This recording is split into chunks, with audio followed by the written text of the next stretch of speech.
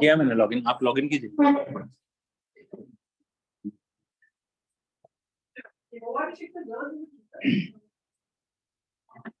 मुझे बोल रहा है waiting for the host to start.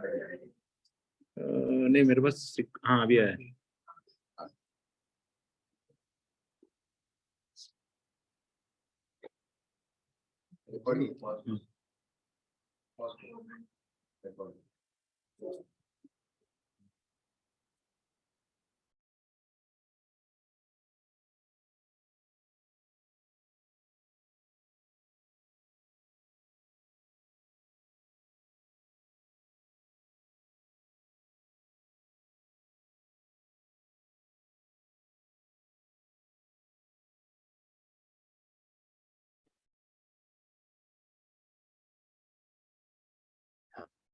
हरे कृष्ण। आप वॉल्यूम एकदम लो ले लेना।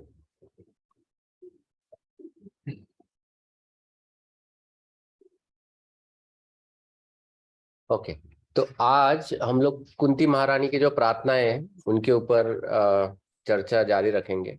ओके, सो पिछली बार हम लोगों ने चर्चा किया था कि कैसे कुंती महारानी जो है अब भगवान को प्रणाम कर रही थी, राइट। एंड भगवान को प्रणाम करने में उन्होंने वो 2 श्लोकों का उच्चारण किया था, कृष्णाय वासुदेवाय देवकी नंदनाय च नंद गोप कुमाराय गोविंदाय नमो, और फिर नमो पंकज नाभाय नमो पंकज मालिने, वो भी श्लोक हमने देखा। आज हम लोग श्लोक देखेंगे 1.1 श्रीमद् भागवतम का कैंटो 8th चैप्टर और उसका श्लोक नंबर 25। श्लोक नंबर 25 आप खोल सकते हो उसको। 25वां श्लोक।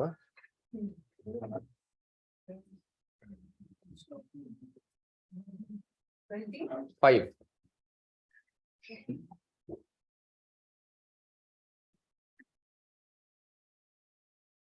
ओके, तो ये जो श्लोक है ये सबसे एक तरह से कंफ्यूजिंग श्लोक है। कंफ्यूजिंग इसलिए है कि जब भी हम लोग भगवान के पास जब जाते हैं तो हम लोग भगवान से बाकी और कुछ नहीं तो ये प्रार्थना तो जरूर करते हैं कि भगवान जीवन में सब कुछ ठीक ठाक रखना, थोड़ा संभाल लेना, लाइफ को थोड़ा सा अगर कुछ आगे पीछे हो रहा है तो उसको जरा कंट्रोल में ले लेना। कुंती महारानी अब ये श्लोक में कह रही है, विपदा संतु ते शाश्वत तत्र तत्र जगत गुरु। ओके, तो विपदा संतु ते शाश्वत। विपदा, विपदा means problems, calamities in life. हाँ, तो वो कह रही है कि बार बार शाश्वत और दो मुझे, शी सिंग और प्रॉब्लम्स दो लाइफ में, क्यों? तत्र तत्र जगत गुरु, तत्र तत्र means unto you O Jagat Guru. Jagat Guru is भगवान श्री कृष्ण को शी इज सेइंग।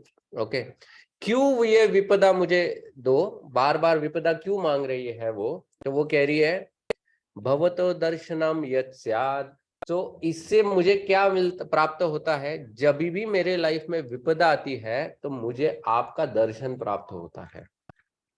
भगवान जैसे पहले के श्लोक में, इससे पहले वाला जो श्लोक है ना, उसमें कुंती महारानी ने बताया था कि कैसे देवकी के कंपैरिजन में कुंती महारानी के ऊपर भगवान ने ज्यादा कृपा बरसाई है। कैसे कृपा बरसाई है? क्योंकि देवकी के कितने पुत्र थे? नहीं, देवकी के दरवाजा बंद कर। अच्छा माता जी, सॉरी सॉरी, हाँ ठीक है, तो पूरा बंद मत करो। हाँ हाँ, देवकी के कितने पुत्र थे? हाँ, 6 को मार दिया, कंस ने 6 को मार दिया था। तो भगवान श्री कृष्ण ने उन 6 को तो नहीं बचाया, है ना, मतलब तब कुछ किया नहीं। लेकिन कुंती महारानी के जो 5 पुत्र हैं, उन 5 पुत्रों को भगवान ने अनेक विपदाओं से बचाया, और उन विपदाओं का भी लिस्ट वो पढ़ती है, राइट। वो अलग अलग विपदा हमने पिछली बार किया कि कैसे जहर देके मारने की कोशिश की, आग से जलाने की कोशिश की वन में, तो ऐसे सब। तो कुंती महारानी पहले ही भगवान श्री कृष्ण को ये बता चुकी है, क्योंकि आपने मेरे ऊपर बहुत कृपा बरसाई है। क्यों मुझ पर कृपा बरसाई है? क्योंकि मेरे पास मेरी रक्षा करने के लिए और कोई भी नहीं, जैसे देवकी के लिए उसका पति थे, है ना, वसुदेव थे, लेकिन मेरे तो पति भी नहीं थे, तो I was completely surrendered and helpless. तो इस हेल्पलेस अवस्था में बोलते हैं ना, जिसका कोई नहीं होता है उसके भगवान होते हैं।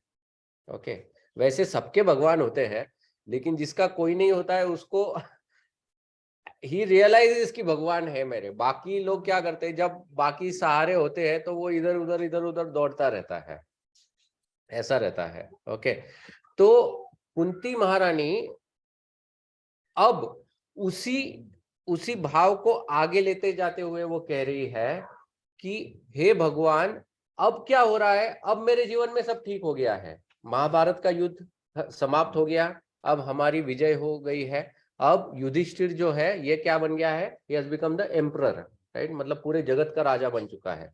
अब जगत का राजा बन चुका है तो भगवान श्री कृष्ण कह रहे हो कि ठीक है, अब लाइफ में एवरीथिंग सेटल्ड, सब हो गया बराबर, अब मैं जा रहा हूँ। तो कुंती महारानी कह रहे नहीं नहीं नहीं, क्योंकि देखो जब भी लाइफ में सब कुछ ठीक हो जाता है तो आप निकल जाते हो, तो मुझे आप चाहिए, तो आप कब रहोगे, जब लाइफ में प्रॉब्लम रहेगा। तो इसलिए वो कह रही बार बार प्रॉब्लम दो, बार बार प्रॉब्लम दो, क्योंकि अपुनर्भव दर्शनम, मुझे आपका बार बार दर्शन प्राप्त होगा। अब ये जो मूड है, ओके, इस मूड को ठीक से समझना बहुत आवश्यक है, क्योंकि कभी कभी क्या होता है ना, हम लोग कभी ऐसे कुछ श्लोक पढ़ लेते हैं तो कुछ कुछ भक्त लोग इमोशनली बह जाते हैं। मतलब कभी कभी मन में ऐसा आता है कि मैं भी ऐसा कुछ मांग लूं भगवान से, and we have to be very careful when we ask God, क्योंकि भगवान है ना कभी कभी पूरा भी कर देते हैं, कभी कभी सच में पूरा कर देते हैं। आई टेल यू, हमारे इस्कॉन में एक सन्यासी थे, 2004 की बात है, 2004 में 2004-5 की बात है। ये जो सन्यासी थे ये बहुत ही वंडरफुल डिवोटी, एक्चुअली प्रभुपाद के बहुत अच्छे शिष्य थे, बहुत जबरदस्त प्रचार करते थे। एंड वो इतना, मतलब उनका डांसिंग कीर्तन सबसे बेस्ट था। मतलब वो जब कीर्तन करते थे, एक तो he was Afro American devotee, okay, so black bodied, tall, and क्योंकि अफ्रो अमेरिकन, तो उनके जो शिष्य थे ना, और जिन जो फॉलो कर रहे थे, वो भी सब ऐसे Africans, like Africans and Americans, मतलब ऐसे। तो वो जो अफ्रीकन जो रहते हैं ना, उनका साइज कुछ अलग ही होता है, मतलब वो नॉर्मल साइज में नहीं आते हैं वो लोग। जैसे आपने तो जमाइका में देखे रहेंगे, Jamaica is another place, you see those characters. तो मतलब उनका नॉर्मल साइज 7 फुट वगैरह, तो वो नॉर्मल रहता है उनका। और ऐसे दे आर हेफ्टी, एंड जब हेफ्टी के साथ साथ उनके पास जो इंस्ट्रूमेंट्स होते हैं, वो जो प्ले करते हैं, दोज आर ऑल्सो बिग। मतलब मुझे याद है, हम वो लोग जब कीर्तन करते थे, और कीर्तन पे जब वो they used to play those, पूरा मंदिर शेक होता था। मतलब literally we used to feel the vibrations, it used to be different. मतलब वो जब कीर्तन करेंगे, संभव ही नहीं कि कोई व्यक्ति खड़ा रह सकता है, यू हैव टू डांस। मतलब नहीं भी मन कर रहा है ना, तो भी ऑटोमेटिकली उछलना चालू हो जाओगे, because that is how they used to do. He was so famous for that. And that sannyasi, one day he prayed to the Lord, saying that, my dear Lord, जितने भी भक्तों के जो सिंस है, वो आप मुझे दे दो, and you relieve them from all those things. जब उन्होंने ऐसे प्रे किया, एक शुद्ध भक्त ने जब प्रे किया भगवान को, so from nowhere he developed that melanoma cancer. ना वो मेलानोमा कैंसर का बताया जाता है कि नॉर्मली ब्लैक बॉडीड को कभी नहीं होता है melanoma cancer, it's normally white bodied people को होता है, बट उनको वो हो गया मेलानोमा फ्रॉम नोवेयर। और होके भी कहा हुआ, उनके पैरों में। See he was famous for dancing, and the first thing they had to do is amputate his leg. उनके प्रभु जी पैर में वो मोल था, हाँ, बहुत बड़ा सा, हाँ, वो, हाँ, करेक्ट। तो वो शुरू हो गया, तो पहला पैर कटा, उधर से कटने के बाद फिर उन्होंने देखा, अरे वो और ऊपर खसक गया है, फिर और आगे काट दिया उसको, तो ऐसे कट करते फिर बाद में उनको पता चला कि I mean it has spread everywhere, there is no chance of his survival. And of course I mean उनका जो कॉन्शियसनेस था वो बहुत जबरदस्त था, मतलब till the end of his life he was amazing. But कहने का तात्पर्य ये है कि व्हेन वी प्रे, जब हम लोग भगवान से ऐसे कुछ प्रार्थनाएं करते हैं तो हमारी चेतना भी उतनी शुद्ध होनी चाहिए। नहीं तो क्या होता है कि जब जब विपदा आती है ना तो लोग दो तरह से रिएक्ट करते हैं। एक वो होते हैं जो भगवान की शरण लेते हैं, और एक वो होते हैं जो भगवान के विरुद्ध कंप्लीटली चले जाते हैं, भगवान को गाली देंगे, they will be completely in the opposite direction जाते हैं, यू नो। जैसे हम लोग इसमें देखते हैं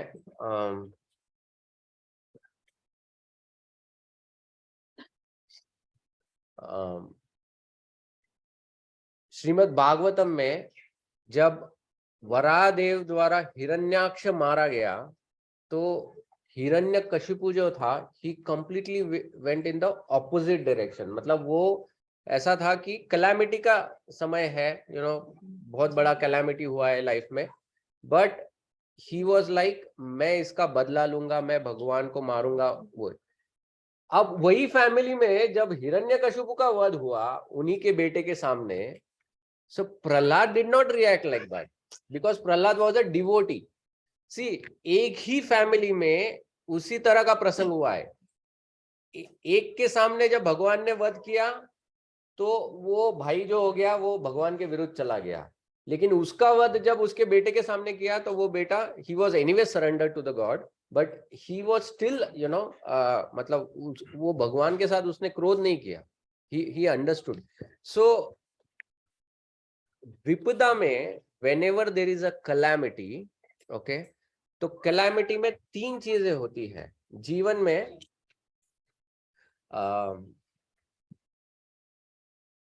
जीवन में कठिन प्रसंग आएंगे, यू नो, डेफिनेटली आएंगे। क्यों आएंगे जीवन में कठिन प्रसंग, क्यों आएंगे? ऐसा कोई है जो कह सकता है कि मेरे जीवन में कोई कठिन प्रसंग नहीं है, एवरीथिंग गोइंग नाइस? हाँ, कर्मा तो है बट आएंगे, गारंटेड आएंगे।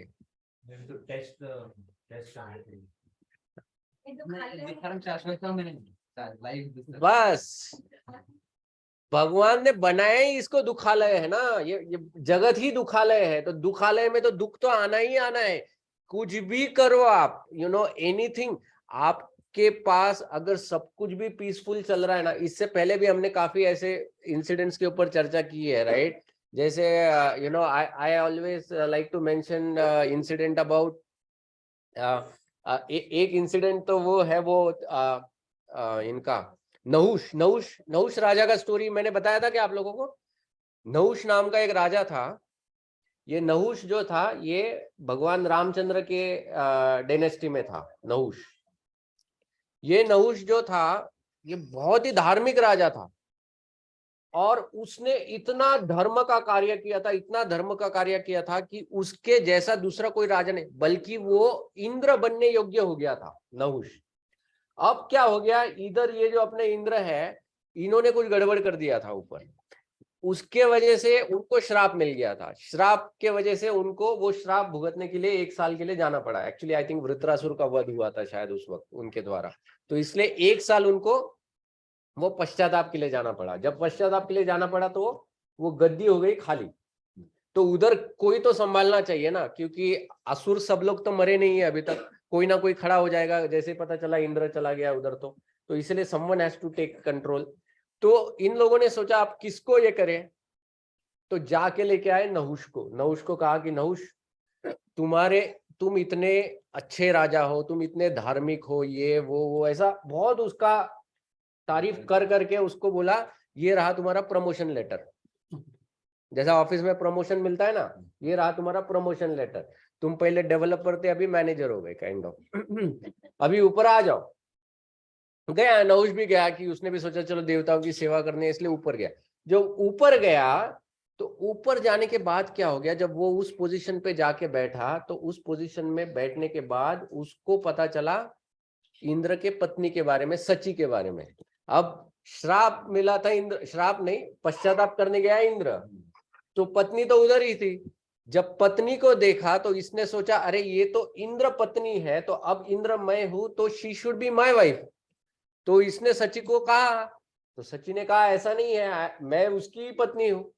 तो इसने कहा नहीं नहीं नहीं, मैं इंद्र हूं तो तुमको मेरी पत्नी बनना पड़ेगा। तो तब सची वो दुविधा में आ गई। तो उसने जाके जो अपने सप्तऋषि है, सप्तऋषि को जाके उसकी समस्या बताई। तो सप्तऋषियों ने कहा कि देखो एक काम करो, ये जो है ये थोड़ा सा बहक गया है, तो एक काम करते हैं, तुम उसको कहो कि मैं तुम्हारी पत्नी तभी बनूंगी जब तुम ये जो सप्तऋषि है ये पालकी में मुझे तुम्हारे घर पे लेके आएंगे, नहीं तुम्हें मुझे, हाँ मेरे पास लेके आएंगे। तो इसने कहा ठीक है, मैं तो क्या अभी राजा हूं तो मैं बना लूंगा। सप्तऋषि के पास गए, सप्तऋषियों को ऑर्डर दिया, चलो तुमको आज काफी हो गया, बैठ के बहुत तपस्या कर ली, बहुत खा लिया, अब चलो जरा आज पालकी ये करना है, मुझे लेके चलो इधर। सप्तऋषियों ने कहा ठीक है चलो, क्या है मतलब राजा की इच्छा है, तो बैठे। अब इन सप्तऋषियों में एक ऋषि है अष्टावक्र मुनि। अष्टावक्र मुनि वो है जो 8 जगहों पे टेढ़े हैं, राइट। तो वो चाह के भी सीधा नहीं चल सकते हैं। अब अष्टावक्र मुनि ने जब पालकी पकड़ लिया तो वो पालकी इधर उधर हिलने लगा, वैसा पूरा इसको वो जैसा जहाज में बैठा है वैसे उसको लगने लगा। ऊपर से वो स्लो जा रहा था, इसको बहुत आतुरता थी उधर जाने की। तो उस आतुरता में इसने अष्टावक्र मुनि का अपमान कर दिया। अपमान कर दिया तो क्या हो गया, वो अष्टावक्र मुनि को आ गया गुस्सा, तो इसको श्राप दे दिया कि तू मुझे ऐसा ही बोल रहा है तो मैं तुझे श्राप देता हूँ, तू ऐसा शरीर ले कि 8 क्या तेरे तो जितने चाहिए उतने तू शरीर के टेढ़े ये बन सकता है। तो इसको श्राप मिल गया, तो नहुष बन गया सर्प बड़ा सा, जिसने भीम को लपेटे में लिया था। महाभारत में वो एक कथा आती है जी, नहुष ने भीम को लपेटे में लिया था। तो वहां पर ये कथा वो सुनाता है नहुष, जब युधिष्ठिर महाराज पूछते कि बाबा तू बना कैसे ऐसा सर्प, तो फिर ये बोलता देख मेरे साथ ऐसा हुआ था। अब ये रहा, ये स्टोरी का पार्ट हो गया। अब इसका मर्म देखो, ये राजा ने किसका कुछ बिगाड़ा था क्या? जब यहां पर था धरती पर एवरीथिंग सब चल रहा था, अच्छा मतलब इतना पुण्य ये किया था कि इंद्र बन सकता था। लेकिन जब उधर गया तो फिर क्या हो गया, सिचुएशन ही ऐसा निर्माण हो गया कि उधर उसने गलती कर बैठा, राइट। ये दुख अलायम है। यहां पर तुम कितना भी कुछ अच्छा करो, सिचुएशन ऐसा तुम्हारे सामने निर्माण हो जाएगा कि तुमसे गलती हो जाएगी, तुम नहीं चाहो तो भी। ये इसकी बात है। फिर दूसरा वो कौन है, हाँ किंग दृग, जो हाँ बेचारा, हाँ एक्चुअली उसने नहीं किया था, वो अभी वो गाय है, वो गाय वापस लौट के आ गई। अच्छा कृष्ण लीला में नृग नाम के एक राजा की कथा आती है। ये नृग की स्टोरी है ना, हम लोग किनको बताएंगे एक्चुअली, जो लोग है ना डोनेशन के लिए कमिट करते हैं ना उनको हम लोग ये नृग राजा की स्टोरी बताते हैं। ये नृग राजा की स्टोरी क्या है, ये कृष्ण के बच्चे जो थे ना वो खेल रहे थे, खेलते खेलते उनकी गेंद जाके गिरती है कुएं में। जब कुएं में गिरती है तो वो निकालने जब जाते हैं तो वो वहां पे देखते हैं एक बड़ी छिपकली है, छोटी नहीं ऐसी बड़ी सी छिपकली है। तो इतनी बड़ी छिपकली देख के ये लोग थोड़ा डर जाते हैं, लेकिन इनके मन में थोड़ा सा ये भी होता है कि इसकी मदद करे, लेकिन कौन निकालेगा इसको इतना। तो फिर जाके भगवान श्री कृष्ण को बताते हैं। तो तुरंत भगवान श्री कृष्ण क्या करते हैं, उधर आकर आप एक हाथ से ऐसा पूरा उस छिपकली को बाहर निकालते हैं। छिपकली को बाहर निकालने के बाद भगवान श्री कृष्ण बोलते देखो जिस तरह से तुम्हारा आकार है तुम तो कोई साधारण हो नहीं, तो बताओ तुम्हारा पास्ट क्या है।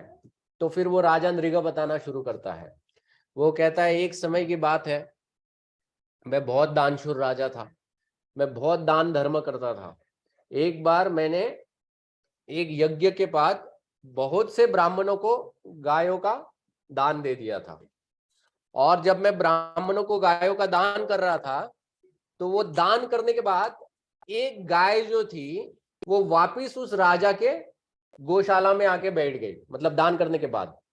अब आके गौशाला में बैठ गई और ये राजा ने फिर से दान किया दूसरे ब्राह्मणों को। अब ये जो गौशाला में गाय आई थी यही गाय वो दूसरे ब्राह्मण को चली गई।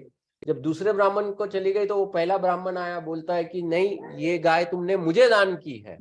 शायद उसने दान करने के बाद सिक्का विक्का मारा होगा, तभी पहचाना होगा, पता नहीं क्या कैसे उसने पहचान लिया, लेकिन पहचान लिया उसने, बोला यही गाय है ये की।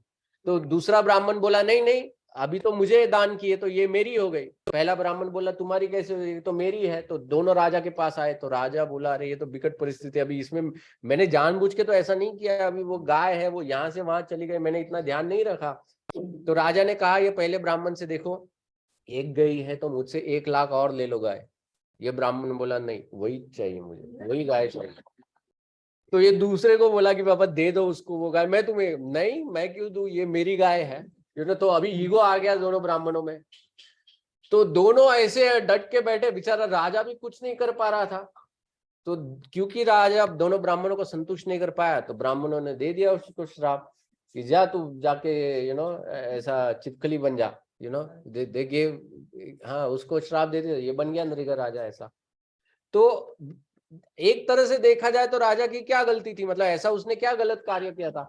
But the world is like this, हम लोग दूसरों को कंट्रोल नहीं कर सकते हैं, हम लोग सिचुएशंस को कंट्रोल नहीं कर सकते हैं। तो हम लोग क्या कंट्रोल कर सकते हैं, अपने आप को कंट्रोल कर सकते हैं, और उन सिचुएशंस में हम कैसे रिएक्ट करेंगे इसको हम लोग कंट्रोल कर सकते हैं। इसके अलावा हमारे अंदर कंट्रोल में कुछ भी नहीं है। ओके, तो ये मतलब बहुत गलत होगा कि अगर कोई कहेगा कि मेरे साथ अन्याय हुआ है, आई डोंट एक्सपेक्ट, अगर जेल में कैदी कहे कि मेरे साथ अन्याय हो गया, अरे तू जेल में है भैया, मतलब तू एक्सपेक्ट क्या करता है जेल में, the fact that you are in the jail, तू खुद अन्याय करके अंदर आया है, अब तू किस अन्याय की बात कर रहा है। तो हम लोग भी दुर्ग में है यहाँ पर, we have come in a jail यहाँ पर।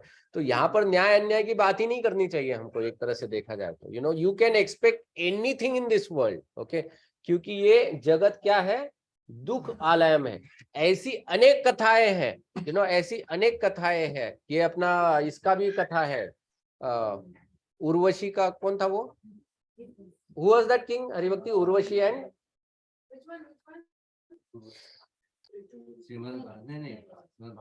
ये अर्जुन का पूर्वज जो था पुरुरवा, पुरुरवा उर्वशी का भी स्टोरी ऐसा ही है, तो वो कभी और बताएंगे। बट ऐसे अनेक सी स्टोरीज जिसमें हम लोग, मतलब ये स्टोरीज जब पढ़ते हैं ना, कभी कभी फ्रस्ट्रेशन होता है। फ्रस्ट्रेशन किस बात का होता है, फ्रस्ट्रेशन इस बात का होता है कि मैं मटेरियली कितना भी कोशिश क्यों ना कर लूं, I can never be happy. Okay, I can never be happy. तो कुंती महारानी यहाँ पर जब कह रही है कि मुझे और विपदा दो, और हम लोग जब जाके भगवान से मांगते हैं कि भगवान मुझे विपदा मत दो, आपके ना मांगने से भी, न चाहने से भी विपदा आने ही वाली है आपको। और क्यों आने वाली है, भगवान ने भी ये जगत जानबूझ के ऐसे बनाया है। जैसे हमारे मंदिर के जो अध्यक्ष है राधेश्याम प्रभु, वो बताते हैं कि अपना जो शरीर है, ये शरीर में जानबूझ के सेंसेशंस है।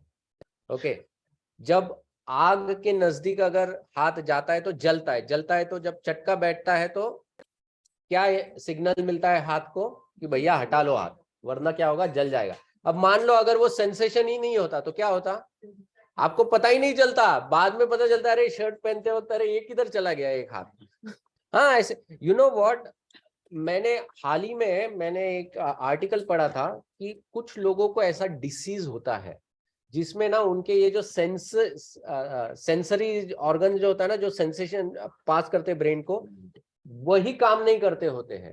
तो उसमें क्या होता है उन लोगों के साथ, उनका अगर हड्डी भी टूट गया हो ना, like I saw one actually documentary on YouTube, so वो लड़की जो थी उसका बोन टूट गया था पैर का, but she was not feeling any pain, और वो उतने उत्साह से वो दौड़ रही थी, खेल रही थी, टिल द पॉइंट 4 दिन बाद जब वो चल ही नहीं पा रही थी, और उसको भी नहीं पता चल रहा था कि क्यों नहीं चल पा रही है। तो माँ बाप को 4 दिन बाद पता चला रहा इसका पैर का हड्डी टूट गया है, and she is completely cracked over there.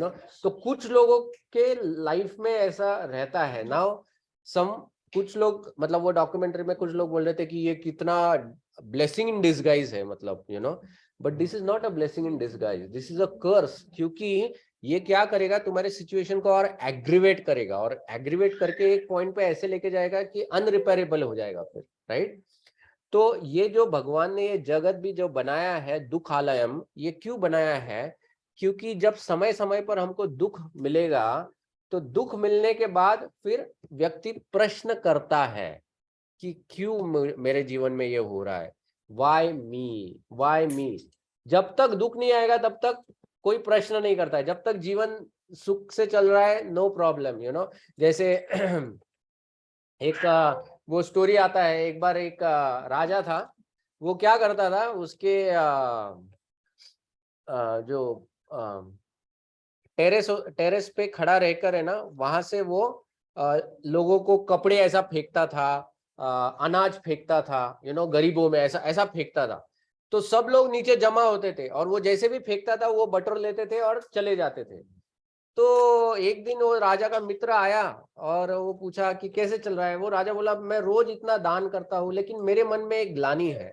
तो उसने कहा, क्या ग्लानि है? उसने कहा, मैं इतना करता हूँ लेकिन कोई मुझे देखता तक नहीं है कि कौन है ये दे रहा है, क्या कर रहा है। No one even looks at me, you know. तो उसने कहा, एक काम करो, कल है ना तुम पत्थर बरसाओ। तो जब लोग जमा हो गए ना, तो ये राजा ने क्या किया, ऊपर से पत्थर बरसाए। जैसे पत्थर बरसे सब लोग ऊपर जाए, कौन मारा पत्थर, यू नो। इमीडिएटली सब लोग ऊपर देखने लगे कि किसने पत्थर मारा करके। तो भगवान भी है ना, मतलब जो दुख जो है वो पत्थर जैसा है एक तरह से। जब तक सब कुछ ठीक ठाक चल रहा है जीवन में, कोई नहीं ये देखता है, यू नो। भगवान को याद नहीं करता। हाँ, कोई याद नहीं करता है। जैसे अभी यू नो कोरोना में जब ऑक्सीजन, इतने सालों से ऑक्सीजन लिए जा रहे, तब तक तो कुछ ये नहीं। जैसे ही हॉस्पिटल का बिल आता है तब फिर कंपेयर करते हैं, अरे क्या 2 सिलेंडर क्या लगा दिए, इतना हजारों का बिल चिपका दिया एकदम, यू नो, और इतने सालों से हमने ये लिया। तो जब दुख आता है तब भगवान की याद आती है, यू नो। जब तक दुख नहीं आता है तब तक लोग क्या करते हैं, भगवान को ग्रांटेड, सिर्फ वो मतलब बहुत ऐसे क्या कहते हैं ना, there are very few people और डिवोटीज जो सुख में भी भगवान को याद करते हैं, बहुत कम है, मतलब यू नो। वो मतलब सच में शुद्ध भक्त रहते हैं एक्चुअली। लेकिन नॉर्मली अधिकतम लोग जो है, जब दुख आता है तभी उनको भगवान की याद आती है, यू नो। सो अब विपदा जो होती है, विपदा को 3 तरह से देखना चाहिए। एक मतलब मैंने लिखा है कि अपॉर्चुनिटी। अपॉर्चुनिटी देखो, अपॉर्चुनिटी मतलब क्या होता है, आप देखोगे जब भी जीवन में विपदा आती है तब हमारी चेतना जो होती है ना, वो भगवान से जुड़ने के लिए बहुत अनुकूल हो गई होती है उस वक्त। It is like, you know, जमीन फर्टाइल हो गई होती है। अब उस समय अगर बीज डालो और पानी डालो, सींचोगे ना, तो तुरंत पौधा निकल आएगा। तो वो it becomes, our heart becomes a fertile ground to develop God consciousness और कृष्ण कॉन्शियसनेस। तो विपदा इज अ अपॉर्चुनिटी। विपदा जब आती है तब भगवान से शरणागति का जब ख्याल आता है तो उसको तुरंत पकड़ लेना चाहिए, यू नो। मैं कभी मैं एक भक्त के घर गया था। वो लाइक अपकमिंग डिवोटी, बहुत कोशिश कर रहे हैं लेकिन इतना सीरियस नहीं हो पा रहे हैं। तो उनके घर में एक फैमिली डेथ हो गया। जब फैमिली डेथ हो गया तो अचानक उनके मन में बहुत वैराग्य उत्पन्न हो गया, यू नो, वैराग्य उत्पन्न हो गया। तो मैं जब उनसे मिलने गया था तब उन्होंने मुझे बोला कि प्रभु जी, अब मुझे समझ आया भगवान के अलावा और कुछ नहीं है। अब मैं बहुत सीरियसली 16 माला करूंगा, यू नो, प्याज लहसुन छोड़ दूंगा, वगैरह वगैरह वगैरह सब, यू नो, ये सब, यू नो। तो मैंने कहा, अरे वाह, अच्छा, साक्षात्कार हो गया, ये हो गया, वो हो गया, यू नो। बीवी बीवी को कहा कि अभी तुम ये सब बंद करो, ये सब बनाना वगैरह। बीवी ने कहा, हाँ, मतलब अब थोड़े दिनों की बात है, उसके बाद बंद करूंगी। जैसे ही वो 13वीं हो गई उधर, वैसे ही इनका भी जो पूरा, वो बोलते हैं ना, हाँ, श्मशान मारेगा, वो जो गैस वाला बलून है ना, उसमें से गैस सब निकल गया तो वो पूरा बलून नीचे, यू नो। फिर शुरू हो गए, फिर उनको बोलो, प्रभु जप करते हो क्या? तो कहाँ समय मिलता है प्रभु, इतना बिजी हूँ, इतना ये है वो है, फिर यू नो ये। तो विपदा एक ऐसा समय होता है जिसमें जब वो फर्टाइल ग्राउंड है उसको सींच लो, उसको जितना कस के पकड़ सकते हो पकड़ लो, because that is the best time जिसमें हम लोग अपना भगवान के साथ संबंध स्थापित कर सकते हैं, क्योंकि otherwise it is very difficult, you know. विपदा के समय एक अलग ही अपने को शक्ति मिल जाती है, एक अलग ही डिटर्मिनेशन डेवलप होता है। आई डोंट नो आप में से कितनों ने ये एक्सपीरियंस किया है, यू नो, घर में कभी झगड़ा हो गया, यू नो, तो फिर उसके बाद भगवान के सामने बैठ के जो जप होता है उसका क्वालिटी ही अलग होता है, यू नो। हाँ, वो बहुत ही अलग क्वालिटी का जप होता है। उसमें आप देखो, मतलब यू नो, बहुत बार ऐसा लगता है कि अरे वो बहुत अच्छा जप था एक्चुअली रोज ही झगड़े होने चाहिए you know, but you will see that, at least I have noticed personally, not from the झगड़ा aspect, but कहने की बात ये कि जीवन में जब ऐसे अप्स एंड डाउन्स आते हैं ना, तो उन अप्स एंड डाउन्स में जब हम लोग भक्ति करने की कोशिश करते हैं तो सीरियसनेस बहुत बढ़ जाता है। नॉर्मल भक्ति चल रही है, बट समटाइम्स वी सी कि फ्यू डिवोटीज आर देयर जो वैसे नॉर्मली वो बहुत अच्छे से कर रहे हैं, बट कभी कुछ ऐसी सिचुएशन आती है कि वो एकदम बेफिक्र हो जाते हैं और वो उनकी सब माला वाला छूट जाती है, वो बोलते हैं कि मैं इतना कर रहा था। This is the second category. मैंने जैसे बताया ना, दो टाइप के होते हैं, एक वो होता है जो भगवान के तरफ दौड़ता है और एक वो होता है जो भगवान से दूर दौड़ता है एक्चुअली, ओके। और ये विपदा इट्स लाइक अ एग्जामिनेशन जिसमें पता चलता है कि किसने कितना सच में सीरियसली भक्ति किया है। जिसने सच में भक्ति समझा है और सीरियसली भक्ति किया है ना, वो भगवान को कभी नहीं छोड़ेगा ये समय में। और जो भगवान को छोड़ के भाग गया, मतलब क्या समझने का, उसने शो बॉटल ही भक्ति किया है, उसने भक्ति का मर्म समझा ही नहीं है, भक्ति का मर्म समझा ही नहीं है। आप कैसे भी करो, अगर आप नाम ले रहे हो तो कुछ तो इफेक्ट आता है उसका, तो whether it will benefit him और सी कैसा है, जब हम लोग एडवर्टाइज करते हैं तो हम लोग ये बताते हैं कि तुम चैंटिंग कैसे भी करो तो उसका इफेक्ट आएगा, पॉजिटिव इफेक्ट आएगा, यू नो। लेकिन आप अगर भक्ति विनोद ठाकुर का यू नो बुक पढ़ोगे तो भक्ति विनोद ठाकुर कहते हैं कि अगर तुम attentively millions of life time तक चैंट नहीं करोगे, मतलब मिलियंस ऑफ लाइफ टाइम तुम चैंटिंग कर रहे हो लेकिन अटेंटिवली नहीं कर रहे हो, तो भी तुम भगवत धाम नहीं जाओगे। तो दूसरी ओर we also hear this from the acharyas. कहने का तात्पर्य ये है कि जो जपा हम लोग करते हैं उससे हम लोगों को धीरे धीरे धीरे we should try to move toward शुद्ध नाम।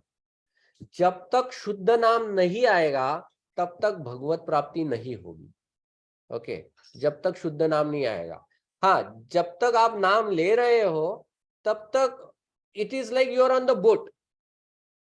लेकिन बोट पे रहोगे तो पानी तो उड़ेगा तुम्हारे ऊपर, यू नो, हमेशा ड्राई नहीं रहोगे, क्योंकि समंदर में, बोट भी तो समंदर में है, तो उधर जैसे ही लहरें उछलेगी तो तुम्हारे ऊपर पानी उड़ेगा, पानी उड़ेगा तो तुम गीले हो जाओगे। तो अपने आप को गीलेपन से नहीं बचा सकते हो तुम लोग। जब वो बोट यू नो किसी बेट पे लग जाएगी, you know, when it sails you completely through, that is where you are out of it. That will happen only with शुद्ध नाम। अजामिल का कथा एक क्लासिक एग्जाम्पल है। अजामिल नाम लेता था, नाम से सिर्फ क्या हो गया, उसके जो पाप थे वो मिट गए। शुद्ध नाम जब उसने लिया, ओके, नामाभास में, लेकिन तब क्या हो गया, भगवान ने उसको बचाया, मौका दिया, और उसके बाद उसने एक्चुअल शुद्ध नाम जप किया। मतलब वो हरिद्वार जाके फिर ही देन प्रैक्टिस फॉर 10 years, 10 साल वो प्रैक्टिस करता है और तब वो भगवत धाम लौटा है। तब तक वो भगवत धाम नहीं लौटा। तो शुद्ध नाम के बगैर व्यक्ति जा नहीं सकता है। फिर जब तक शुद्ध नाम नहीं ले रहा है तो क्या है, तो फिर यही सिचुएशन है, मतलब समंदर की लहरों में ऐसे वैसे वैसे है, हाँ, गोते खा रहा है। फिर कभी उसको लगता है कि ऐसे भी गीले होना है और उठ छलांग लगा के भी गीले होना है, तो छलांग लगा के गीले हो लेता हूँ, यू नो, होता है कभी कभी किसी के साथ, तो लगा लेते हैं, फिर यू नो बोट को भी छोड़ देते हैं। So that is the kind of devotees जो सोचते हैं कि अरे अंदर रह के भी तो दुख ही आ रहा है, तो उससे अच्छा तो मैं भौतिक जगत में ही चला जाऊं उधर। वहां पे ये नहीं देखते कि नीचे खड़ा है मछली ऐसा बड़ा मुंह फाड़ के, यू नो, कि बाबा निकलने को तैयार है उधर। वो तब तक नहीं दिखता है, वो नीचे जाने के बाद दिखता है ऐसे। So that is how it happens. So devotees नहीं, इन जनरल रिएक्शन दो टाइप्स के होते हैं। one is towards Lord, one is away from the Lord. Okay. अच्छा, हाँ, सो जो लोग भगवान से दूर जाते हैं फिर वो टिपिकली क्या किस चीज का सहारा लेते हैं? दे विल आइदर, कभी कभी कुछ लोग ड्रास्टिक स्टेप लेते हैं, suicide, you know, they try to commit suicide, one thing they try to do, and everything. वो नहीं करेंगे तो दूसरा क्या करते हैं? नशे में लग जाते हैं, then they take shelter of drugs and all those thing, और कुछ नहीं तो फिर बुरी संगत का ये ले लेते हैं। So this is how those people get drifted away. Okay,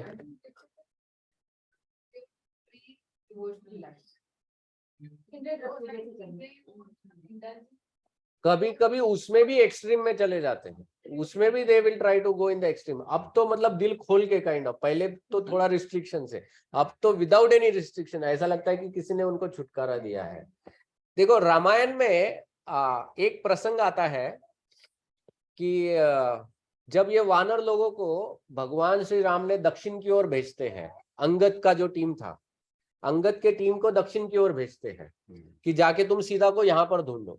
ये लोग दक्षिण की ओर ढूंढते ढूंढते ढूंढते they come all the way till Kanyakumari, या I should not use the word Kanyakumari, but दक्षिण शोर तक आते हैं। ओके, जब दक्षिण शोर पे जब पहुंच जाते हैं और दक्षिण शोर पर पहुंचने के बाद उनके सामने क्या दिखता है? तो सिर्फ बड़ा समुद्र, राइट, और कुछ नहीं दिख रहा है। तो तब अंगद जो था इन वानरों का नेता, he was the leader at that point in time, तो अंगद सोचता है कि बस देखो मुझे एक कार्य दिया था और मैं वो कार्य करने में असफल रहा हूँ। Okay, so calamity kind of, right, failure. जब फेलियर आता है तो अंगद बोलता है कि अब मैं क्या करूंगा? अब मैं उधर ही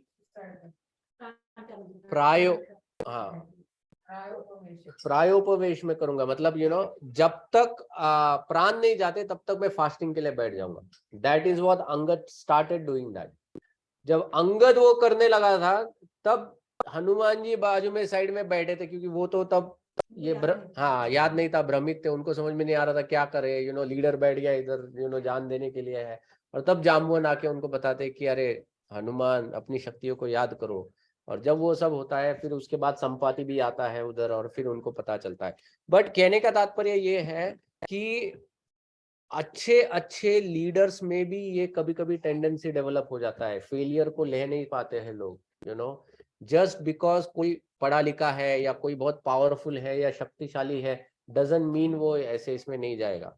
उन लोगों के मन में भी ऐसे विचार आते हैं, यू नो। अंगद कोई साधारण व्यक्ति नहीं था, अंगद ये वो लड़का था जिसको उसके पिताजी ने रावण को खिलौना बना के उसके झूले पे लटकाया था और अंगद उसके साथ खेलता था बचपन में। और ये अंगद जाके याद भी दिलाता है रावण को, जब रावण पूछता है ना तू किसका, कौन से वाली का बेटा है, तो वो कहता है कि ये वो वाली है जिसने तुमको पूंछ में पकड़ा था, ये वो वाली है जिसने तुमको मेरे झूले पे लटकाया था और मैं तुम्हारे साथ खेलता था, याद है अगर तुमको। So this is how powerful this Angad was, but still he developed that thought, right? फिर दूसरा जो हमने ये किया कि बैड एसोसिएशन का क्लासिक एग्जाम्पल है कर्ण। अगर कर्ण का अगर एक तरह से देखा जाए तो उसके अंदर काफी वर्चुअस क्वालिटीज थे एक्चुअली, कर्ण के अंदर, यू नो, बट इतने वर्चुअस क्वालिटीज होने के बावजूद भी जब उसने जीवन में फेलियर देखा तो उस फेलियर को वो पचा नहीं पाया, वो, और फेलियर को पचा नहीं पाने के कारण उसने क्या किया? फिर झूठ का सहारा लिया उसने, फिर बुरी संगत का सहारा लिया, और फिर दैट इज हाउ वो पूरा उसका पतन होता चालू हो गया। द्विविड, हाँ, वो तो उसने तो वैष्णव अपराध किया था उसने, क्योंकि वो तो अपराधी किया था उसने लक्ष्मण का, इसके वजह से उसका था द्विविड का।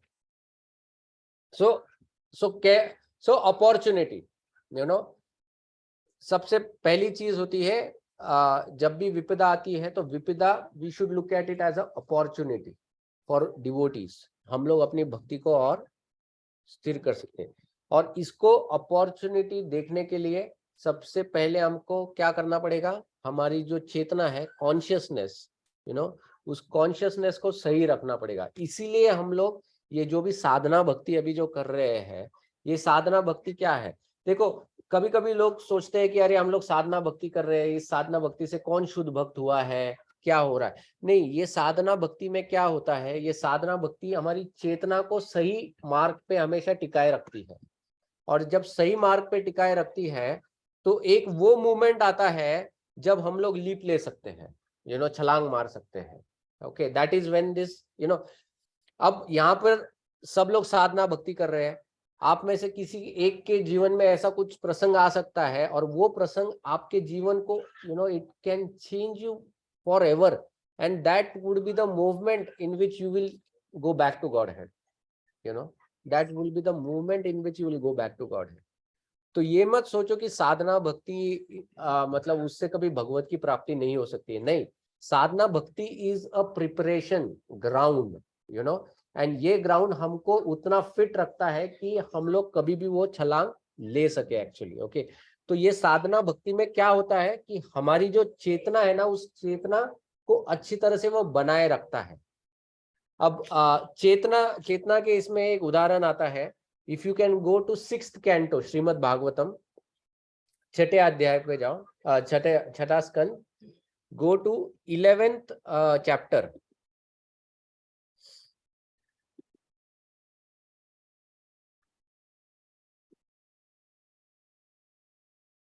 सिक्स्थ कैंटो 11th चैप्टर, और 11th चैप्टर में श्लोक नंबर 21।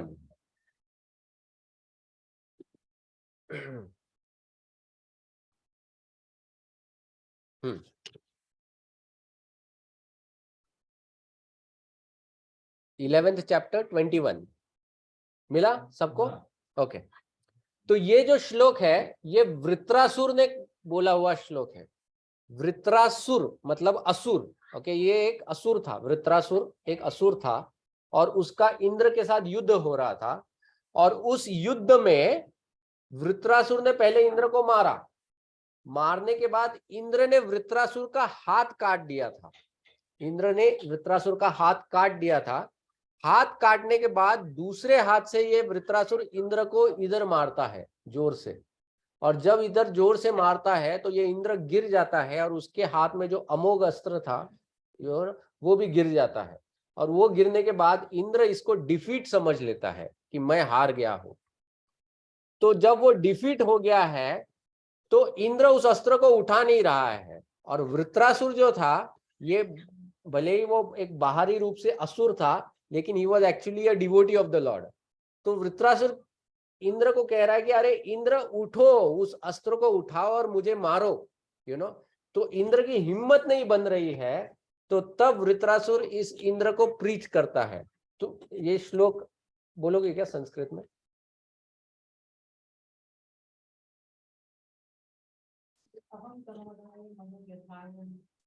हाँ हाँ हाँ,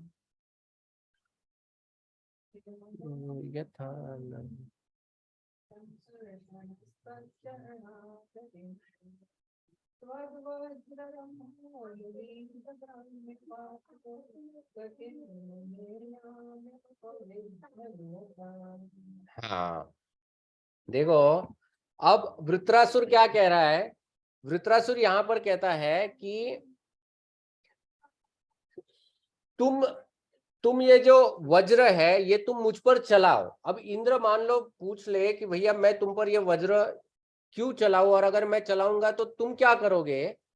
तो ये वृत्रासुर कहता है कि इस विपदा के समय में भी, इस विपदा मतलब अभी ये एक कैलामिटी है ना, ये कैलामिटी है वृत्रासुर के ऊपर भी, क्योंकि ये जो अस्त्र बना था ये वृत्रासुर के वध के लिए बना था, और ये भी भगवान नारायण ने बना के दिया था एक्चुअली। तो वृत्रासुर ये जानता था, मतलब it was his death there. लेकिन वृत्रासुर कहता है कि मैं समाधि में हूं। समाधि किसकी है? तो उसने कहा कि जो संकर्षण है, मतलब भगवान का जो एक विस्तारित रूप है संकर्षण, मैं उनके ध्यान में है मेरा मन, उनके ध्यान में मेरा मन है। और तुम इस अस्त्र को जब चलाओगे तो इस अस्त्र से क्या होगा वो कहता है कि मेरा जो ग्राम्य पाश है, ग्राम्य पाश किसको कहते हैं? ग्राम्य पाश मतलब हमारी जो जीवन में अलग अलग प्रकार की जो आसक्तियां होती है, इनको ग्राम्य पाश कहा जाता है। तो ये जो आसक्तियां है, इन सब आसक्तियों को काट कर मुझे कहां पर ये लेके जाएगा? मुझे डायरेक्टली, जो मुनि होते हैं, ये लोग जिस धाम को प्राप्त करते हैं, ऐसे धाम को मैं प्राप्त हो जाऊंगा। तो सी, विपदा के समय में भी इस वृत्रासुर की जो चेतना है, कॉन्शियसनेस जो है, ये कितना स्ट्रांग है। ये क्यों स्ट्रांग है? क्योंकि इसने पहले भक्ति की थी। This Vritrasura had done devotion in his previous life. पहले जन्म में उसने भक्ति की थी, वो भक्ति उसकी चेतना को बनाए रखे हुए है। ओके, तो कॉन्शियसनेस भी बहुत जरूरी है जब विपदा आती है, तो क्योंकि चेतना सही रहेगी तो हम लोग भगवान की शरण ले पाएंगे। अगर चेतना सही नहीं रहेगी, मान लो ये वृत्रासुर की अगर चेतना सही नहीं होती, तो ये वृत्रासुर क्या करता? जैसे इंद्र के हाथ से वज्र गिर जाता है, ये नीचे गिरा हुआ है, उसी अवस्था में जाके ये मारने की कोशिश करता उसको। एंड ये क्या कर बैठता? He would have done a Kshatriya के मर्यादाओं का उल्लंघन कर बैठता था actually. He could have done that thing actually, but वो क्योंकि उसकी चेतना इतनी स्ट्रांग थी, उसको तो भगवत धाम ही जाना था। तो एने केने प्रकार है ना, मतलब when your consciousness is right, consciousness जब राइट मतलब क्या? कि जो हमारे जीवन का जो ध्येय है, उद्देश्य है, उस उद्देश्य को कभी भी नहीं भूलना। तो जीवन में कितनी भी बाधाएं क्यों ना आए, व्यक्ति बराबर उस उद्देश्य की तरफ दौड़ता है। देखो एक सिंपल, अगर मान लो मैं अगर इधर किसी छोटे बच्चे को सेंटर में खड़ा कर दूं इस रूम के, ओके, और मैं उसके सामने आई टेल हिम दैट देखो तुमको ये जो रूम का ये कॉर्नर है, इस कॉर्नर के तरफ सीधे दौड़ना है। जाना किधर है? कॉर्नर के तरफ तुमको जाना है, सीधे जाना है। और जब वो जाने की कोशिश करता है, मैं क्या करता हूं? मैं एक कुर्सी बीच में डाल देता हूं। तो क्या होगा? वो उसको घूम के उधर जाके खड़ा हो जाएगा। लेकिन मैंने उसको क्या बोला था? तुझे सीधे जाना है। लेकिन स्टिल क्योंकि बीच में कुर्सी आ गई, तो ये थोड़ा घूम के लेकिन उधर गया। क्यों? क्योंकि उसको गोल पता था, मुझे जाना किधर है। ही नोज, ही अंडरस्टैंड कि मुझे उस कोने में तक पहुंचना है। तो जब कोने तक गोल जब पता है, तो बीच में कुछ बाधा भी आएगी ना, तो उसको घुमा के हम लोग जाएंगे। अब मान लो एक बच्चा इधर बीच में खड़ा है, मैं उसको सिर्फ बोलूं कि you have to go to a corner in a straight line, okay, तो अब उसको पता नहीं कि कौन से कॉर्नर में जाना है, इसलिए वो पहले ही कंफ्यूज स्टेट में चलना चालू करता है। और जैसे ही चलना चालू करता है, मैं बीच में कुर्सी डाल देता हूं, तो वो क्या करेगा? रुक जाएगा। वो बोलेगा तुमने बोला था कि कॉर्नर तक जाओ, और फिर बीच में तुमने कुर्सी डाल दिया। जब गोल पता नहीं होता है ना, तो ध्यान प्रॉब्लम्स पे आता है हमेशा। देन दैट चेयर जो पहले सिचुएशन में दिख गई थी, लेकिन it was not making any effect, क्योंकि गोल पता था, he was easily able to go there, वही चेयर इतनी बड़ी प्रोमिनेंट बन जाती है क्योंकि गोल ही पता नहीं है, इसलिए ध्यान किधर जाएगा? ऑब्स्टेकल्स पे जाएगा। ओके, सो इसीलिए लाइफ में गोल्स क्लियर होना बहुत आवश्यक है। ये मेरे लाइफ का गोल है। जब गोल, ध्येय क्लियर रहेगा ना लाइफ में, तो हमारी चेतना भी बहुत क्लियर रहती है। जब गोल ही कंफ्यूज रहेगा, मुझे ये चाहिए या वो चाहिए या वो चाहिए वो चाहिए, फिर क्या होता है कि हर इसमें आपको प्रॉब्लम्स ही नजर आएंगे लाइफ में। You will all of a sudden see, मैं जो भी सोचता हूँ प्रॉब्लम आता है, जो भी सोचता हूँ प्रॉब्लम दिखता है। क्यों? क्योंकि मेरा गोल ही क्लियर नहीं कि मुझे क्या चाहिए लाइफ में। So when you make your goal clear, problems will not become obstacles. Problems आएंगे, लेकिन they will not stop you, so that is important. इसलिए consciousness को सही रखना बहुत आवश्यक है। और फाइनली विपदा जब आती है जीवन में, तो सबसे महत्वपूर्ण जो एक गुण है, जो हर व्यक्ति को रखना है, खास करके भक्तों को, वो है पेशेंस, धैर्य। करें धैर्य, इसके लिए there is one shloka, Srimad Bhagavatam 10th canto 10वें स्कंद में जाओ। 10वें स्कंद में go to chapter number 14, 10th canto chapter number 14, और उसमें श्लोक नंबर 8।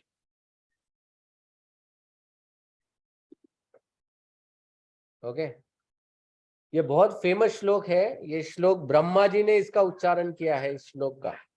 तो ब्रह्मा जी इस श्लोक में कहते हैं, तत्ते अनुकंपासु सुमीक्षमानो भुंजानु एवात्मा कृतम विपाकम ऋत्वाग वपुभिर विदधान नमस्ते जीवेत यो मुक्त पदेश दया भाव।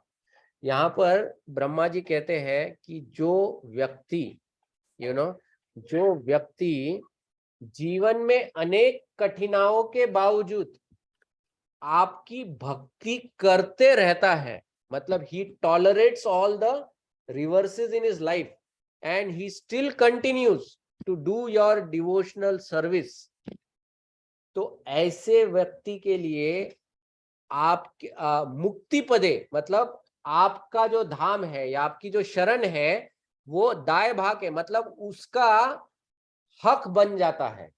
इमेजिन, हक बन जाता है।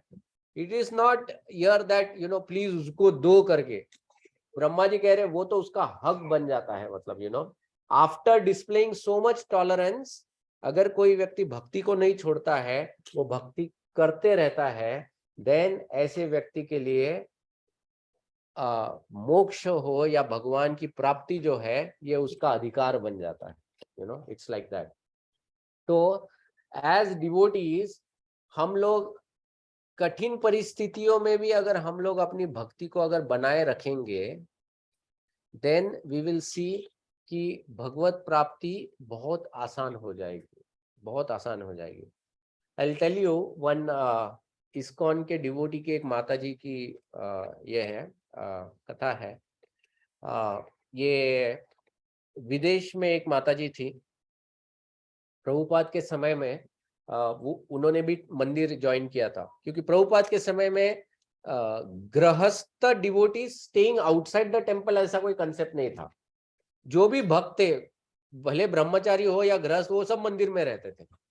तो ये माता भी मंदिर में रहती थी और सेवा करती थी। और क्या सेवा करती थी? किताबें वितरण की वो सेवा करती थी दिन भर, एंड बहुत सिंसियरली सेवा करती थी।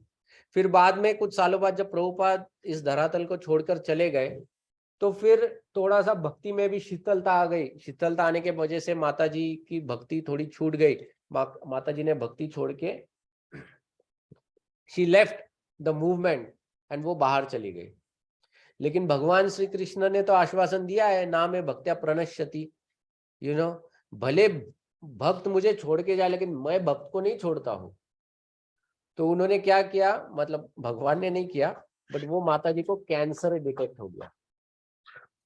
अब जब वो माता जी, और वो टर्मिनल कैंसर डिटेक्ट हुआ था, तो जब माता जी को कैंसर डिटेक्ट हुआ तो माता जी फिर से क्योंकि अब जीवन में विपदा आई है, तो नेचुरली फिर भगवान के पास, क्योंकि क्या होता है आप देखोगे जब जीवन में विपदा आती है ना, तो बाकी सब लोग वैसे निकल जाते हैं।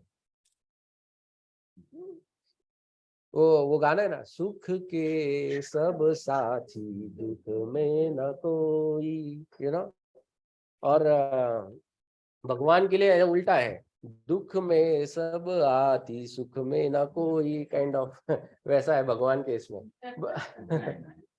बट यहाँ पर क्या हो गया, फिर वो माता जी एक्चुअली देन नेचुरली वो भक्ति में she again started coming to the temple, और वो भक्ति उन्होंने चालू की। लेकिन उनका सिचुएशन ऐसा हो गया था कि एक स्टेज में बिकॉज ऑफ वो कैंसर डिसीज की वजह से उनका हिलना चलना बंद हो गया था। तो उनके लिए फिर मंदिर में ही उन्होंने बेड वगैरह रूम वो सब बनाया था। और तब भक्तों ने क्या अरेंजमेंट किया था, and this we are talking something in 90s वगैरह की बात चल रही है। तो उस वक्त तो इतना गैजेट्स वगैरह कुछ भी नहीं था। तो भक्तों ने एक ऐसे छत से रॉड लटका कर उधर एक अटैचमेंट बनाया था, जिसमें भागवतम का किताब ऐसे लटका सकते थे और माता जी लेटे लेटे वो भागवतम पढ़ सकती थी। सो माता जी वो भागवतम बहुत अच्छी तरह से, क्योंकि क्या है जब दुख होता है तो रियलाइजेशंस भी स्ट्रांग आते हैं। So when she was reading Bhagavatam, तो वो बहुत अच्छी तरह से कनेक्ट कर पा रही थी। She was feeling very purified. तो एक बार महाराज जब माता जी से मिलने गए थे उनकी अवस्था पूछने के लिए, तब माता जी ने महाराज को कहा कि देखो, मैं अब प्रभुपाद के जो भागवतम है, जो तात्पर्य है, इसमें इतना आनंद ले रही हूँ, I am feeling so much bliss कि मैं किसी भी स्थिति को इस मेरी परिस्थिति के साथ एक्सचेंज नहीं करना चाहूंगी। I don't want to exchange my position with anyone after this. मतलब she was happy with that cancer because that cancer was allowing her to connect with Krishna actually, you know, allowing her to connect with Krishna. And so जब कोई भक्त you know ऐसे विकट परिस्थिति में भी फिर भक्ति को बनाए रखता है, टिकाए रखता है, तो क्या होता है? तो महाराज, ये राधानाथ स्वामी महाराज बता रहे थे, तो महाराज ने जब उनसे मिले महाराज, तो महाराज को लगा था कि यू नो ये अभी कुछ ही दिनों की मेहमान है, so she might leave her body any time. तो फिर हाँ, her name was also Kunti, correct. हाँ, ये आपने वो हर डॉटर इसमें वो ये ब्यूटीफुल भजन्स उनके डॉटर ने गाए हैं। After this I will send, YouTube में भेजता हूँ मैं आप। करनामृता करके है माता जी का नाम। ओके, मीराबाई के भजन्स वगैरह बहुत सुंदर गाए हैं उन्होंने। तो उनके माँ के बारे में ये है। तो महाराज काफी दिन वहां पर कोशिश किए, लेकिन she did not leave her body.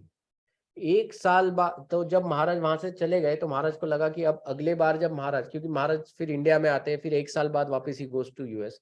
महाराज जब वापस जाएंगे तो महाराज को लगा था कि I will not see her, probably this is last time.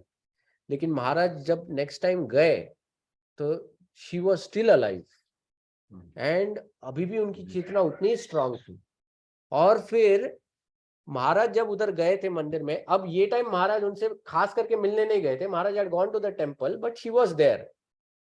महाराज गए थे न्यूयॉर्क की रथ यात्रा के लिए, और न्यूयॉर्क की रथ यात्रा होनी थी 2 दिन बाद। सब प्रिपरेशन हो गया था, महाराज वाज रेडी, जाने के लिए रेडी थे। एंड महाराज बताए कि रथ यात्रा के 1 दिन पहले, मतलब कल रथ यात्रा है और आज रात को अचानक महाराज के शरीर में he started feeling very feverish, he could not walk, मतलब उनका शरीर पूरा गल गया था। तो लास्ट मोमेंट पे महाराज को बताना पड़ा कि मैं रथ यात्रा में नहीं आ पाऊंगा, he had to cancel. Maharaj ने कहा कि कभी ऐसा नहीं हुआ था, मतलब he was praying to Jagannath, why are you doing this to me, मतलब मैं मैं खास करके तुम्हारी रथ यात्रा के लिए यहाँ पर आया हूँ यूएस में। Maharaj never fails to go on that 5th avenue का रथ यात्रा न्यूयॉर्क में। लेकिन ये टाइम महाराज नहीं जा पा रहे थे, मतलब that day he was not able to move only.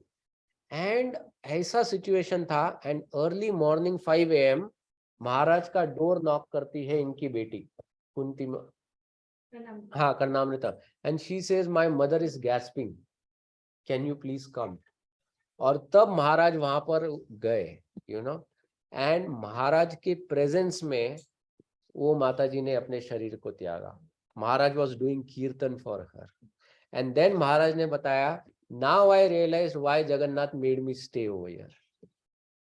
Imagine, मतलब भगवान अपने भक्त की कैसे कैसे अरेंजमेंट करते हैं। I will tell you one more incident. Radhanath Swami Maharaj के एक डिसाइपल थे श्रीनाथ जी करके। श्रीनाथ जी जो थे, ये बहुत अच्छा प्रचार कर रहे थे, लेकिन वो गए थे कहीं विदेश में गए थे प्रचार करने के लिए, उनको मंदिर में ही हार्ट अटैक आ गया and he collapsed and he left his body right there and there. Okay, right there and there. अब वहां से उनका जो बॉडी है वो आ रहा था, ओके, तो दे वर सेंडिंग इट टू मुंबई। यहाँ पर वृंदावन में गए थे कृष्णानंद प्रभु गए थे। कृष्णानंद प्रभु जो ही इज आल्सो महाराज के सीनियर डिसाइपल है, प्रभुपाद का जिन्होंने दर्शन किया है एक्चुअली पर्सनली, हाँ किया है, राइट।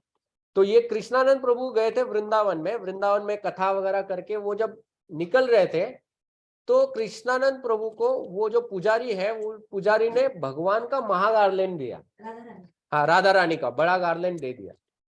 अब कृष्णानंद प्रभु नॉर्मली कभी ये गार्लैंड कैरी नहीं करते हैं, ओके, बट उस दिन समहाउ उन्होंने किसी को दिया ही नहीं, ये गार्लैंड किसी को दिया नहीं।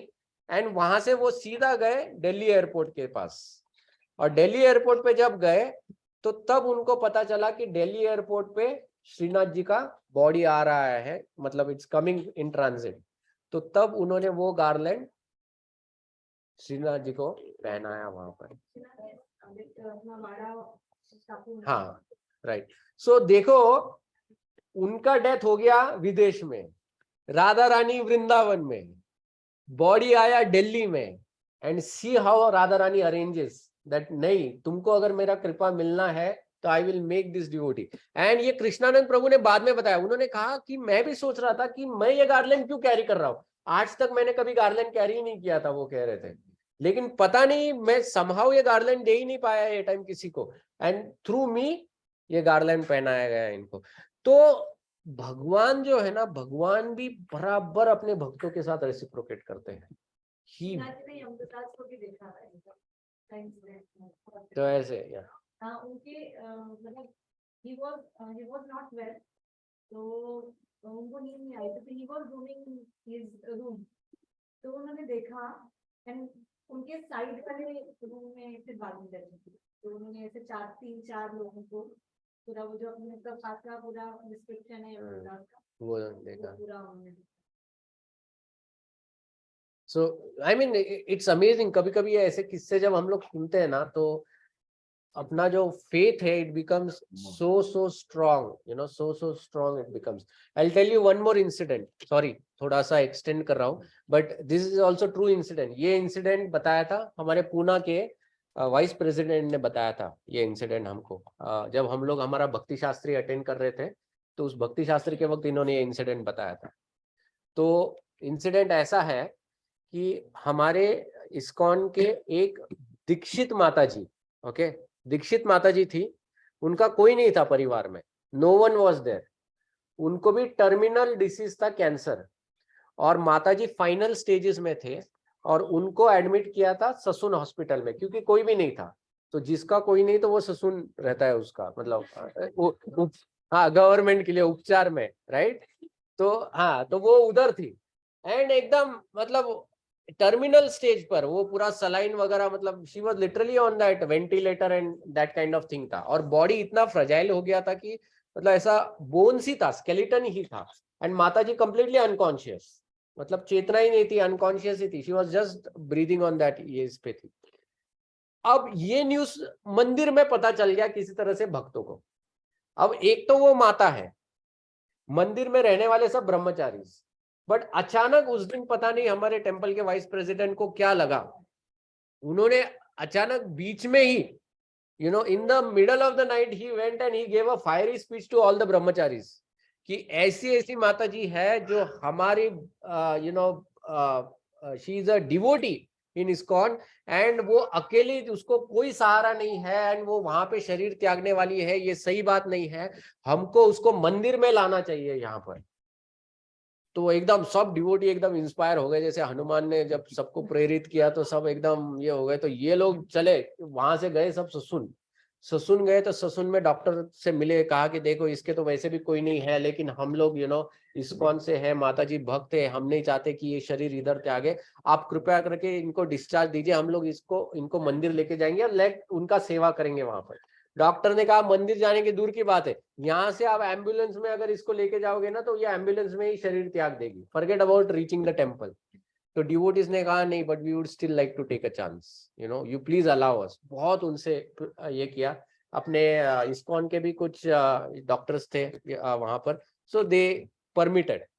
तो किसी तरह से माता जी को एम्बुलेंस में मूव किया, एम्बुलेंस से वो कुंज बिहारी लेके आए। कुंज बिहारी में वो एक स्पेशल रूम है, देखो माता जी इसके लिए, उधर वो माता जी को लेके आए तो माता जी का वहां पर बेड बना दिया था, सामने भगवान के फोटोज रखे हुए थे, माता जी के गले में महा गार्लैंड वगैरह डाला था, तुलसी रखा था, गंगा जल डाल रहे थे, और कीर्तन चालू किया था। माता जी बेहोश थी, ओके, कीर्तन चला, कुछ घंटों के लिए कीर्तन चला, it was not stopping, and अचानक you know this was captured, अचानक ये माता जी आंखें खोलती है, you know, she has a bright smile on her face and she pulls her tongue out, you know, literally as if she, yeah, and then she leaves her body. Mataji came to consciousness at the last moment and then she left the body. Now imagine, ये माताजी कौन था इसका? हाँ, हम लोग इतना family करते हैं, you know, we try to stay in a protected atmosphere. कौन था ये माताजी का प्रोटेक्ट करने के लिए? बट भगवान ने किया ना अरेंजमेंट, यू नो. कोई फैमिली नहीं था, फिर भी आई मीन भगवान ने ऐसा अरेंजमेंट किया कि अरे लास्ट मोमेंट पे कीर्तन चल रहा है यहाँ पर, यू नो. भगवान ने इस तरह से कि मेरा भक्त है वहां पर, ऐसे ही नहीं शरीर छोड़ सकता है, जाओ तुम जाके उसको लेके आओ, यू नो. भगवान ने प्रेरणा दी है ब्रह्मचारियों को.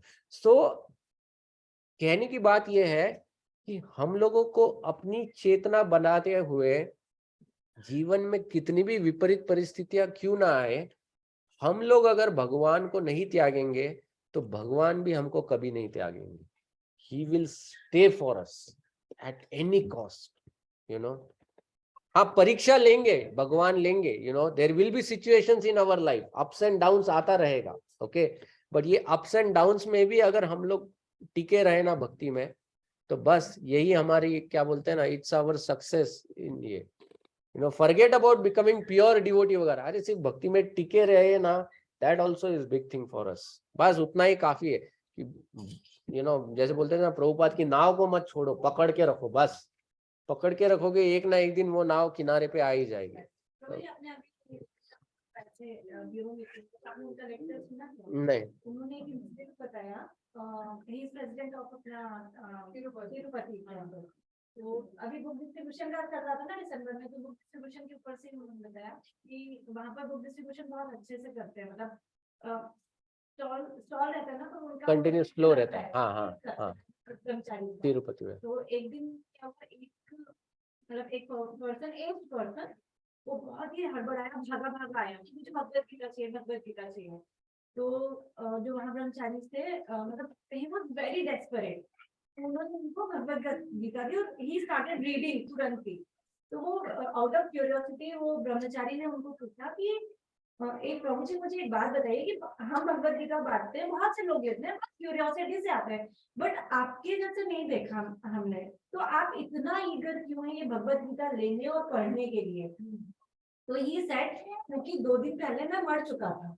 तो ही वाज वेरी शॉक्ड कि मतलब क्या हो गया. तो बोले कि एक्चुअली आई वाज डेड और मुझे यमदूतास ले गए थे, बट जब मैं ऊपर पहुंचा तो इट वाज ब्लैक और मुझे सिर्फ आवाज आ रही थी. तो अंदर से मुझे आवाज आई कि तुम गलत इंसान को ले आए हो और जिसको लाना था वो एक गली छोड़ के, मतलब सेम नाम सब कुछ, बट वो एक गली छोड़ के है. You go and drop him back. तो उनका पूरा अर्थी वगैरह वो बंधे हुए थे. तो व्हाइल कमिंग बैक, तो जो यमदूतास थे ना, they were telling him, if you don't want to see us again, then go to Hare Krishna temple and read Bhagavad Gita. तो बोले प्रभु जी बोल रहे कि see Ajamila story again. That time ना दे नो कि भगवत गीता पढ़नी चाहिए, तो इसलिए वो अभी वो प्रीचिंग कर रहे हैं. तो मतलब उससे हमें क्या लगा, जो हमने स्टोरी सुनी ये हम सही जगह पाए. सेम मेरे ग्रैंडफादर के साथ हुआ था. ही डाइड, उनको नीचे सब कुछ हमारा हो गया था, लाइक एवरीबॉडी केम. तो 3-4 घंटे के बाद वो जाग गए और वो बोले कि ऊपर जाके वो बोले कि डिस्कशन हो रहा था कि ये इसके पाल सिंह को नहीं लेके आना था, वो जो उस गली में रहता ना उसके पाल सिंह को लेके आना था. ये भी पता चला कि वो पाल सिंह कुछ रहता है थोड़ी दूर. अरे बाप रे. सामने की बात. बट लेकिन प्रभु जी यहाँ पे हम लोग प्रीच कर रहे थे कि तुम जाओ इस कौन भगवत गीता का. Yeah, it's amazing. But you know, the whole purpose is like Kunti महारानी तो यहाँ पर श्लोक में विपदा मांग रही है, बट हम लोग को तो बिना मांगे भी मिलने ही वाली है. ओके, बट कुंती महारानी की चेतना बहुत सही है, क्योंकि वो जानते हैं कि विपदा में वो हमेशा भगवान का स्मरण करेगी. हम लोग भगवान का स्मरण करेंगे या नहीं, ये प्रश्न चिन्ह है. तो हमको करना बहुत आवश्यक है भगवान का स्मरण. ओके, इसलिए हमको अपनी चेतना बनाए रखनी है. That is what we can carry from this one shloka. Okay, क्योंकि वहाँ कोई भी नहीं, कोई नहीं. हाँ, महाराज का पूछना है, तो ब्रदर ने महाराज को पूछ दिया, then all the devotees then.